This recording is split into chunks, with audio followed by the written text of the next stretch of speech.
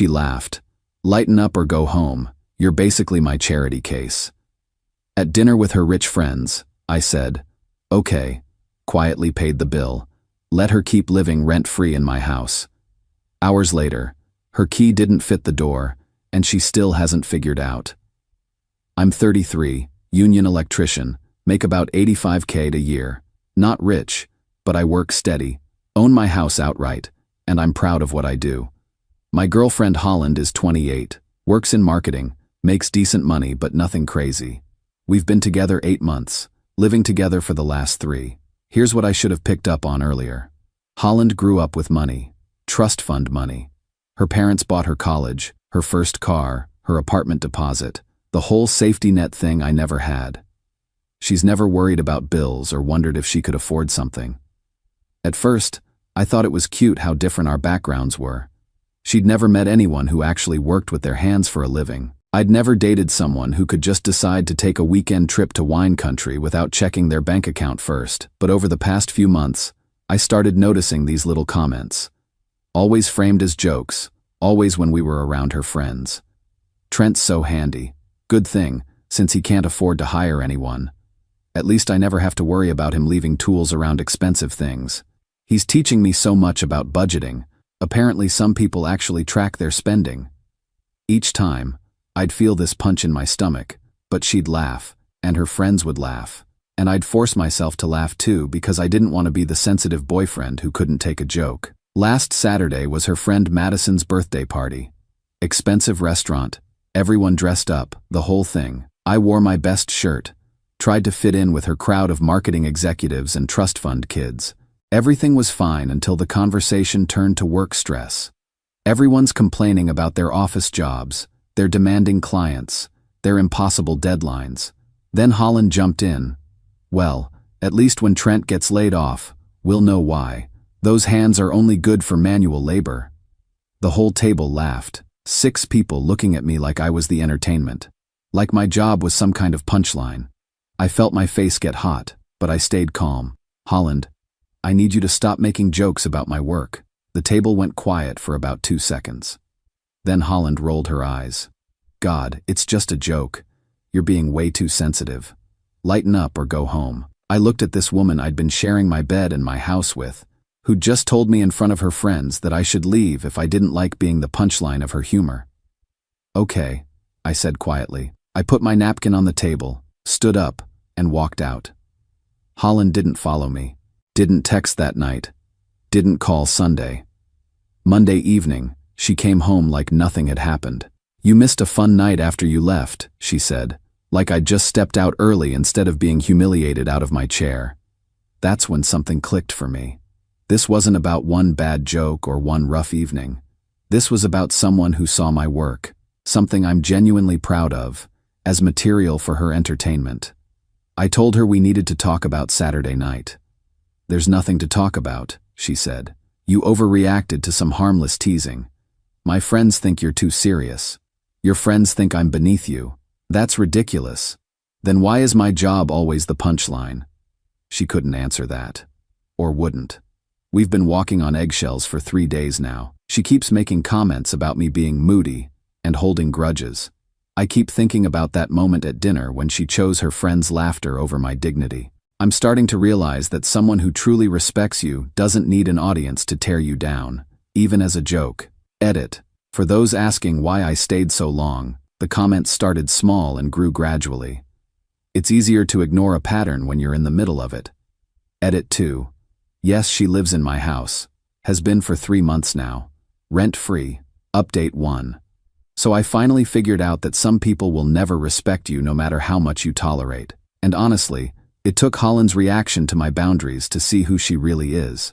Tuesday night, I tried to have a real conversation about the dinner party and the pattern of her making jokes about my job. I need you to understand something, I told her. When you make fun of my work in front of your friends, it's not harmless teasing. It hurts. Her response was immediate. You're being incredibly dramatic about this. They're just jokes. Would you joke about their jobs? Would you mock Madison's marketing work? Or call Jake's finance job manual labor? That's different. How? She couldn't explain how it was different, which told me everything I needed to know. I asked her to stop, not to change her sense of humor or walk on eggshells, just to stop using my career as comedy material when we're with other people. "Fine," she said, in that tone that meant it wasn't fine at all. "I'll just never mention your job again." Happy. Holland, I'm not asking you to never mention it. I'm asking you to mention it respectfully. I don't know what you want from me here, Trent. Either I can be myself around my friends, or I have to police everything I say to protect your feelings. That framing, that respecting me meant she couldn't be herself, really clarified where we stood. Wednesday evening, she went out with those same friends. Came home around midnight, tipsy and defensive. "Madison thinks you're controlling," she announced as she got into bed. "She said you're trying to change my personality because you can't handle a strong woman." "Did you tell Madison what the conversation was actually about?" "I told her you got upset over some harmless jokes, and now you're trying to control how I talk to my friends." So she'd reframed my request for basic respect as controlling behavior, and her friends had validated that interpretation. "What did you tell them the jokes were about?" I asked. "Just general teasing. They know how sensitive you are." She hadn't told them that the general teasing was specifically about mocking my job and calling me too poor to hire help. She'd made it sound like I was the problem for having thin skin. Thursday morning, she was getting ready for work when she made another comment. "I'm going to lunch with the girls today. I'll try not to mention that my boyfriend can't take a joke." That's when I realized this wasn't going to get better. She wasn't going to stop, and she wasn't going to respect my boundaries. She was going to keep presenting me as the oversensitive boyfriend who couldn't handle her humor. "Holland, I think we need to take a break." She stopped putting on her earrings and looked at me like I'd said something shocking. "A break? Over this? Over the fact that you won't stop doing something that hurts me, and you're now telling your friends I'm controlling for asking?" "You are being controlling. You're trying to change how I interact with my friends." "I'm trying to change how you talk about me to your friends." She stared at me for a long moment, then grabbed her purse. "Fine. If you want a break, we'll take a break. But don't expect me to come crawling back apologizing for being myself." She left for work, and I spent the day thinking about that phrase, being myself. If being herself meant using my career as a punchline, if being herself meant dismissing my feelings when I got hurt, if being herself meant reframing my boundaries as controlling behavior, then maybe being herself wasn't compatible with being my girlfriend. Holland came home Friday evening like nothing had happened. "I'm going out with Madison and the crew tomorrow night," she said. "You can come if you promise not to be weird about anything." The casual way she dismissed our entire conversation, the assumption that I'd just fall in line if she allowed me to join her friends again, made something click for me. This woman was never going to respect me. She was always going to see my job as beneath her, my boundaries as inconveniences, and my feelings as obstacles to her social life. Saturday morning, while she was at her yoga class, I made a decision that probably should have been obvious weeks ago. Edit. For those asking about the break conversation, it lasted about 5 minutes and ended with her basically dismissing everything I'd said and planning another night out with the same people. Edit 2. Several people have pointed out that she's living in my house rent-free while mocking my income. That irony wasn't lost on me. Update 2. So I finally figured out what happens when you choose self-respect over keeping the peace.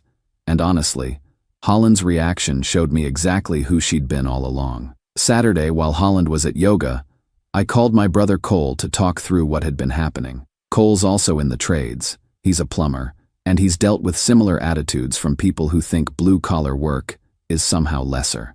"Let me get this straight," he said after I explained the situation. "She's living in your house rent-free, you own the place outright, and she's making jokes about you being poor?" When he put it like that, the absurdity became clear. "What are you gonna do?" he asked. "I think I'm done." "About time. You want help changing the locks?" I spent Saturday afternoon thinking about it. Not about whether to end things, but about how.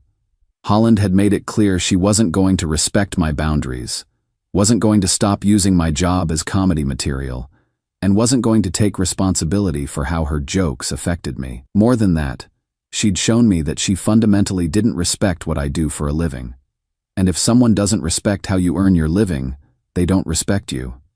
Sunday morning, Holland went to brunch with Madison and her crew, the same people who'd laughed while she mocked my work, the same people who apparently thought I was controlling for asking for basic respect. While she was out, I packed her things. Not angrily, not carelessly, just methodically.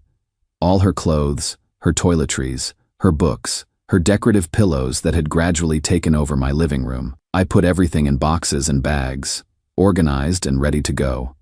Then I called a locksmith. Holland came home around 4 p.m. to find her key didn't work. Her first reaction was confusion, then panic. She called my phone from the front porch. "Trent, what's going on? My key won't work." "Your stuff is on the porch," I said. "We're done." "What do you mean we're done? You can't just lock me out." "It's my house, Holland. You don't pay rent, your name isn't on the lease, and you don't live here anymore." I could hear her trying to process this through the door. "This is about Saturday, about the dinner party. You're ending our relationship over a few jokes?" "I'm ending our relationship because you don't respect me or what I do, and you've made it clear that's not going to change." She started crying then, but not the sad crying you'd expect from someone losing a relationship. It was angry crying, frustrated crying. "You can't just throw me out. I live here. You stayed here. There's a difference. I'll call the police." "Call them. Explain that your boyfriend, who owns his house outright, changed the locks after you spent months mocking his job to your trust fund friends." The silence that followed told me she was realizing the legal reality of her situation. "Trent, please. We can work this out. I'll stop making jokes. I'll apologize to your friends." "I don't have friends who need your apology. They already respect what I do for a living." "You're being ridiculous. Everyone teases their boyfriends. Everyone doesn't live rent-free in their boyfriend's house while calling him too poor to hire help." That seemed to hit her. For the first time in our entire relationship, Holland was quiet. "Where am I supposed to go?" she asked finally. "Madison's got a spare room, doesn't she? Time to learn what splitting rent feels like." She spent another 10 minutes on my porch, alternating between begging and threatening, but I didn't open the door. Around 6 p.m., Madison's car pulled up. I watched through the window as Holland loaded her boxes, crying and gesturing angrily toward my house. Madison looked confused by the whole situation, like she couldn't understand how the poor electrician had ended up with all the power. They drove away, and my house was quiet for the first time in 3 months. Edit. For those asking about tenant rights, she never paid rent, never had mail delivered here, never changed her address. Legally, she was a guest who overstayed her welcome. Edit 2. The locksmith was impressed by how organized everything was. "Usually these situations are messier," he said. "Sometimes doing things calmly and methodically sends a clearer message than drama." Final update. So I finally figured out the difference between someone who loves you and someone who just tolerates you while enjoying your benefits. And honestly, Holland's reaction to being cut off showed me everything I needed to know. The first few days after changing the locks were peaceful in a way I hadn't experienced in months. No one making comments about my dirty hands, or joking about my budget. No walking on eggshells wondering what aspect of my life would become comedy material next. Tuesday, Holland started texting. First apologetic messages about how she'd misunderstood my concerns and wanted to work through this like adults. When I didn't respond, the messages got more desperate. "I can't believe you'd throw away 8 months over some miscommunication. Your brother's wife thinks you're overreacting. Even she said couples tease each other. Madison's couch is uncomfortable and she's charging me $800 for her spare room." That last text was particularly revealing. Holland was discovering what market rate rent felt like for the first time in months. Wednesday, she called my work. Actually called my union hall looking for me, which crossed a line I didn't even know existed. She seemed pretty upset, my foreman told me. Said there was some kind of emergency with your relationship. The emergency, it turned out, was that Madison could only let her stay until the weekend, and Holland didn't have first month's rent and deposit saved up for a new place.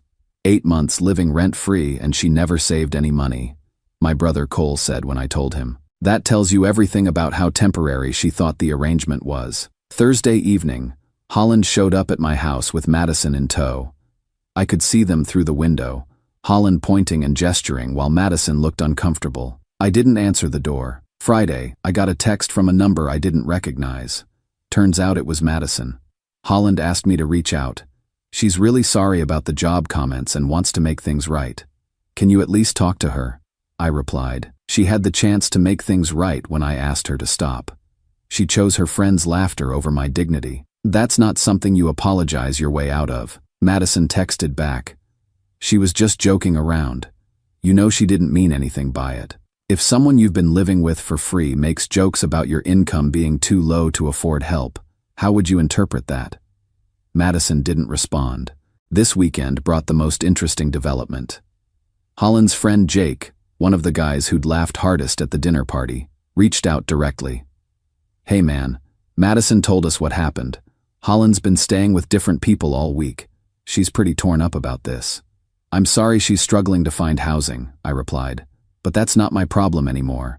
Look, we all joke around with each other. She was just treating you like one of the group. By mocking my job? Do you guys mock each other's careers? Long pause. That's different. We all work similar jobs. So you were treating me like one of the group by making sure I knew I wasn't actually in the group. Another pause. Maybe we could all hang out sometime? Clear the air? I'm good, thanks. Enjoy your group. The thing that's become clear over this past week is how differently Holland and her friends viewed our relationship versus how I did. To me, Holland was someone I was building something with, someone I'd invited into my home and my life, someone whose opinion mattered to me. To them, I was Holland's project, the blue-collar boyfriend who was amusing to have around until he got too serious about being respected.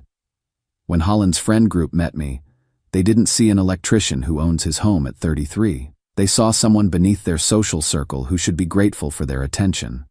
And Holland went along with that narrative because it made her feel superior to be slumming it with someone from my background. The final confirmation came yesterday. Holland texted from another new number. I've been thinking about everything, and I realize I should have been more supportive of your career. If you're willing to work on this, I promise to be more considerate going forward. Even in her apology, she couldn't actually acknowledge what she'd done. It was still framed as her not being supportive enough, not her actively mocking and diminishing my work for her friend's entertainment. I didn't respond, and I won't. Today marks exactly 1 week since I changed those locks, and I've learned something important about the difference between loneliness and being alone. Loneliness is being in a room full of people who don't respect you. Being alone is having space to remember who you are when no one's trying to diminish you. My house is quiet, but it's not lonely. It's peaceful. No one's here to roll their eyes at my work clothes or make jokes about my budget. No one's here to reframe my boundaries as character flaws. I've got my self-respect back, and it turns out that's worth more than having someone to split groceries with. For the first time in months, I'm proud of what I do and where I live without having to defend it or downplay it. That's not something I'm willing to negotiate away again. Holland's learning what it costs to live without someone subsidizing your lifestyle while you mock their income. I'm learning what it feels like to be respected in my own home again. One of those lessons seems more valuable than the other. Edit. For those asking if I'll take her back if she really changes, someone who needs to lose their free housing to realize they should respect their partner's job never actually learned to respect it. They just learned consequences. Edit 2. My neighbor Riley said she's been watching different cars drop Holland off all week while she tries to get her remaining stuff. That girl's learning about real life pretty quickly, she said. Sometimes the best lessons are the ones that come with immediate, practical consequences. Edit 3. To anyone tolerating jokes at your expense from partners or their friends, there's a difference between playful teasing and using your insecurities as entertainment. Trust your gut about which one you're experiencing.